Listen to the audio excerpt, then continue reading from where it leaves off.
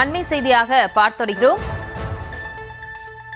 எங்கிருந்து வருகிறது இந்த ஆணவமும் திமிரும் என்று அண்ணாமலை கேள்வி எழுப்பியிருக்கிறார். அந்த அண்மை செய்தியை பார்த்து வருகிறோம். பேருந்தில் ஓசியில் பயணம் செய்வதாக எழுந்த புகாரை அடுத்து அண்ணாமலை கேள்வி ஒன்று எழுப்பியிருக்கிறார். விவரங்களோடு இணைகிறார் எமது செய்தியாளர் லதா. லதா, வணக்கம். மேலும் விவரம்.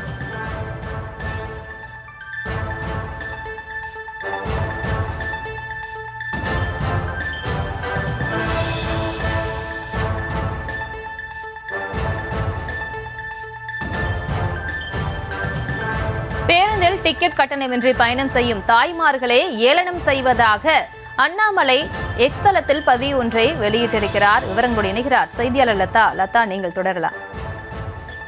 வணக்கம். பாஜக முன்னாள் மாநில தலைவர் கண்டன பதிவு ஒன்றை வெளியிட்டிருக்கிறார்.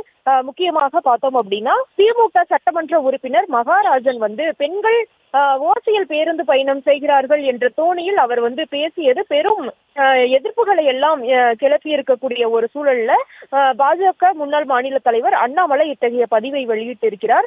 பேருந்தில் டிக்கெட் கட்டணமின்றி பயணம் செய்யும் நமது தாய்மார்களை ஓசி என்று ஏளனம் செய்த திமுக அமைச்சர் ஒருவர் இன்று அமைச்சர் பதவியில் இருந்து வீட்டில் உட்கார்ந்து கொண்டிருக்கிறார் என்று குறிப்பிட்டிருக்கக்கூடிய அவர், தற்பொழுது ஆண்டிப்பட்டி திமுக சட்டமன்ற உறுப்பினர் மகாராஜன் மீண்டும் நமது தாய்மார்களை ஓசி என்று அவமானப்படுத்தி இருக்கிறார் என்று அண்ணாமலை குறிப்பிட்டிருக்கிறார். மேலும் மக்கள் நல திட்டங்கள் எல்லாம் செயல்படுத்துவது மக்களின் வரி பணத்தில் தானே, கோபாலபுரத்தில் உள்ள உங்கள் தலைவர் சேர்த்து வைத்த பணத்திலா செயல்படுத்துவீர்கள் என்று அந்த கேள்வியை எழுப்பி இருக்கக்கூடிய அவர், எங்கிருந்து வருகிறது இந்த ஆணவமும் திமிரும் என்ற கேள்வியை முன்வைத்திருக்கிறார்.